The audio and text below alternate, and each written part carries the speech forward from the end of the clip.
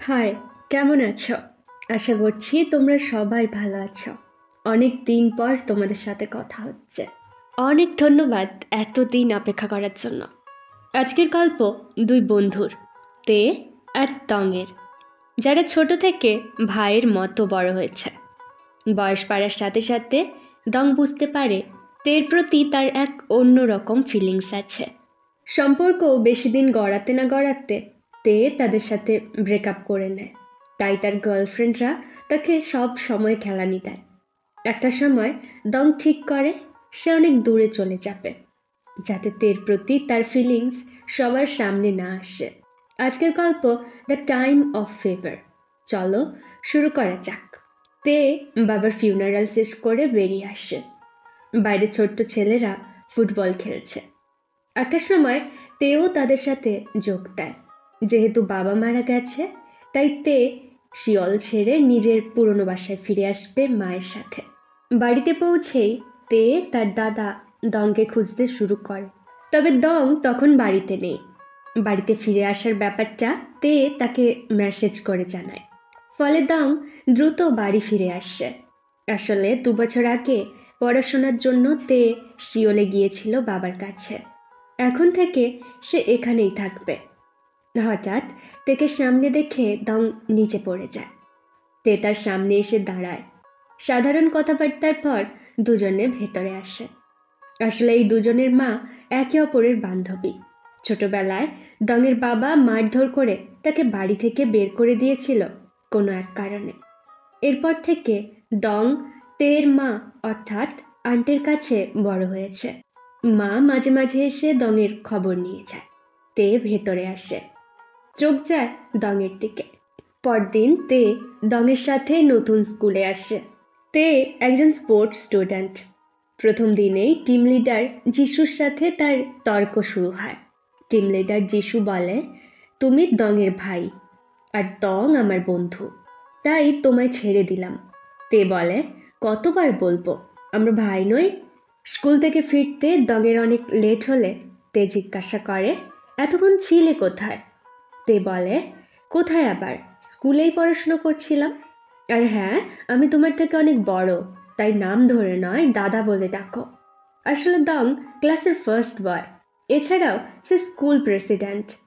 তে বলে, কাল তার সাঁতার কম্পিটিশন আছে, তাই সে চায় দং তাকে চিয়ার আপ করার জন্য আসুক।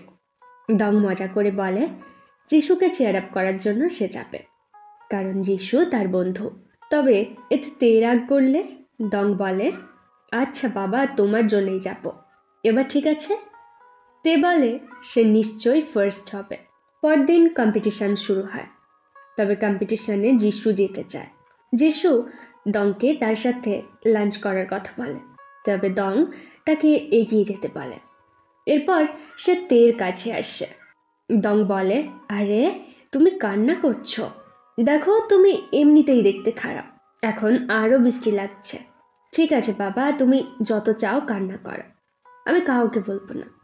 কান্নাকাটির শেষে দুই ভাই বাড়ি ফিরছে। একটু আগের ঘটনা নিয়ে দং তাকে বিরক্ত করতে শুরু করে। তে রাগ করছে দেখে দং হেসে ফেলে, আর তে দংয়ের দিকে এক মনে তাকিয়ে থাকে। তে ওয়ার্কআউট করছে আর দং আন্টির পাশে বসে পড়াশোনা করছে। আন্ট উঠে যায় আর দংয়ের চোখ যায় তের উপর। পাশে পড়ে থাকা আয়নার সাহায্যে দং তাকে দেখতে শুরু করে। তের নজর এদিকে পড়লে দং চটপট উঠে যায়। আন্টের থেকে বিদায় নিয়ে স্কুলের জন্য বেরিয়ে পড়ে। পেছন পেছন তেও চলে আসে। স্কুলের একটা পরিত্যক্ত রুম দং নিজের মতো করে ইউজ করে। তে বলে, তুমি স্কুল প্রেসিডেন্ট, তাই অন্য কেউ এ নিয়ে প্রতিবাদ করে না, এদিকটা বেশ ভালো। তের নজর যায় দংয়ের ডায়েরির ওপর। দং দ্রুত সেটা তের থেকে কেড়ে নেয় আর বলে, চুপচাপ বসো, আমাকে বিরক্ত করো না, অনেক পড়া বাকি আছে আমার। একটা সময় তে সেখানেই ঘুমিয়ে পড়ে আর দং বেরিয়ে যায়। বাড়ি ফেরার পথে বৃষ্টি শুরু হলে তে দুহাত মিলে সেটা এনজয় করতে শুরু করে। দেখা দেখি দংও তার 2 হাত মেলে ধরে।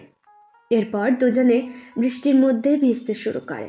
একটা সময় তারা ছায়ার নিচে এসে দাঁড়ায়। পোশাকগুলো একেবারে ভিজে গেছে। তে নিজের জামা থেকে জল নিংড়ে ফেলছে। চোখ যায় দঙের উপর। দঙও নিজের সোয়েটার থেকে জল বের করার চেষ্টা করছে। তে তাকে হেল্প করে। এই চক্করে দুজনের মধ্যে একটা অন্যরকম পরিবেশ তৈরি হয়।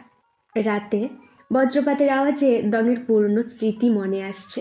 এমনই একটা বৃষ্টি ভেজা রাতে বাবা তাকে অনেক মারধর করে বাড়ি থেকে তাড়িয়ে দিয়েছিল। তে বিষয়টা খেয়াল করে বলে, এটা তোমার বাবার কাজ, তাই না? ওর জন্যেই তুমি এত ভয় পাচ্ছ। এরপর তে বিছানায় উঠে আসে আর দংকে পেছন থেকে জড়িয়ে ধরে। পরদিন সকালেও তের মাথায় গত রাতের কথা ঘুরছে। দং তাকে ধন্যবাদ জানায়। তে বলে, তোমার কোনো গার্লফ্রেন্ড নেই কেন? দং বলে, এটা জেনে তোমার কি হবে? দং পাল্টা জিজ্ঞাসা করে, তোমার গার্লফ্রেন্ড আছে? তে বলে, না। তের হাত পেয়ে টমেটোর জুস গড়িয়ে পড়ছে, যা দেখে দং সেটা মুছে দেয়। তে চিৎকার করে দূরে সরে আসে। তবে সে নিজেই বুঝতে পারছে না এমনটা সে কেন করল। দঙের পাশে থাকলে তার অদ্ভুত কিছু ফিল হয়। এর মধ্যে একটা মেয়ে তেকে প্রপোজ করে বসে। তে কিছু একটা ভেবে সেটা অ্যাকসেপ্ট করে নেয়। এরপর থেকে দুজন ডেট করতে শুরু করে। তবে সে গার্লফ্রেন্ডের থেকে দঙের সাথে বেশি সময় কাটায়। একদিন দঙের থেকে মেসেজ আসছে, বাড়িতে সব ডিম শেষ হয়ে গেছে, ফিরে আসার সময় কিছু ডিম নিয়ে এসো। ফলে তে সাথে সাথে দৌড় দেয়। বাড়িতে পৌঁছলে দং তার ফেসের চোট খেয়াল করে। আসলে এটা তার গার্লফ্রেন্ডের কাজ। দুদিনের মাথায় ব্রেকআপ করার জন্য মেয়েটা তাকে কেলানি লাগিয়েছে। তে বলে, তোমার জন্য ডিম আনতে গিয়ে আমার ব্রেকআপ হয়েছে। তবে তে একটা গার্লফ্রেন্ড গেছে, আবার একটা এসেছে। দূর থেকে দং বিষয়টা খেয়াল করে। আসলে সে অনেক আগে থেকেই তেকে পছন্দ করে। দং অনেক রাত করে বাড়ি ফিরছে। তের কোনো মেসেজই সে রিপ্লাই করেনি। দেখা যায় দঙের চিন্তায় তে অনেকটা পথ এগিয়ে এসেছে। তে ভেবেছে হয়তো দং কোনো বিপদে পড়েছে। তে দংকে বকা দেয়। দং বলে, আরে আমি তোমার থেকে বড়, তাই দাদা বলে ডাকো। তে বলে, মোটেও না। এরপর দুজনে বাড়ির পথ ধরে। এরপর থেকে দঙের যখন যা প্রয়োজন হয়েছে তে সেটা সাথে সাথে এনেছে। এই চক্করে বেচারার বারবার ব্রেকআপ হয়েছে, আর প্রত্যেকবার তারা তেকে পিছুনি লাগিয়েছে। বিষয়টা দং খেয়াল করে। ফলে সে তের ব্যাগে মেডিসিন রেখে দেয়। একদিন তে স্টোর রুমে দঙের খোঁজে এলে সেখানে কাউকে দেখতে পায় না। তার চোখ যায় দঙের ডায়েরির ওপর। তে ভাবে, কি এমন আছে ওতে যে সেদিন দং ওটা তার থেকে কেড়ে নিয়েছিল। দং পাতা উল্টায়। বিভিন্ন ছবির মাঝে পাতা জুড়ে শুধু তারই ছবি। দংকে আসতে দেখে সেটা সে চটপট রেখে দেয়। দং তার চোটে মেডিসিন লাগিয়ে দিচ্ছে। তে বলে, তোমার ডায়েরিতে আমার ছবি কেন? দং খানিকটা ঘাবড়ে গিয়ে উত্তর দেয়, কিছুই না, এমনিই আমি অন্যদের ছবি আঁকি। যেমন ওই দেখো মূর্তিটা একেবারে তোমার মতো দেখতে। তে হেসে বলে, আর অন্যটা তোমার মতো? তে জানতে চায় দং কেন তার বাবার ফিউনারালে যায়নি। দং বলে, সে গিয়েছিল, তখন তে বাচ্চাগুলোর সাথে খেলা করছে দেখে সে আর বিরক্ত করেনি। তে বলে, সে বাবাকে অনেক মিস করে। দং বলে, ঠিক আছে, আজ থেকে বাবার বদলে সে তের সব ইচ্ছে পূরণ করবে। তে তার থেকে যা শিখতে চায় দং তাকে সেটাই শেখাবে। তে মনে করায় কাল দঙের জন্মদিন। ফলে তারা কাল আশপাশটা ঘুরতে বের হয়। দুজনে সি বিচে আসে। এমন সময় মায়ের থেকে কল আসে, বাবা বাড়িতে নেই। আজ যেহেতু দঙের বার্থডে, তাই মা চায় দঙের বার্থডে সেলিব্রেট করতে। দং কল কাট করে। তে বলে, তোমার যাওয়া উচিত, আন্ট তোমার জন্য ওয়েট করবে। দেখা যায় মায়ের সাথে তে বাড়ি সাজাচ্ছে। দং ফিরলে তারা জন্মদিন পালন করবে। তবে আন্টের চিন্তা হয় দঙের জন্য। বাইরে এসে দেখেন দং আহত অবস্থায় বসে আছে। আন্ট বলে, তোমার বাবা আবার মেরেছে তোমায়, তাই না?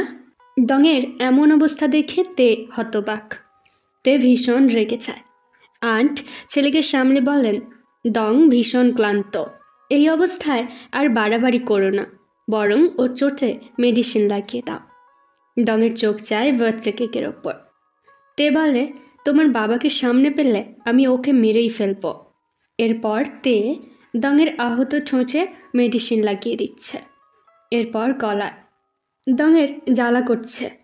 দঙকে কান্না করতে দেখে তের ভালো লাগে না। দূর থেকে আন্টো বিষয়টা খেয়াল করে। দং চায় একজন চিকিৎসক হতে, কারণ কেউ একজন সব সময় আহত হয় আর দংকে তার খেয়াল রাখতে হয়।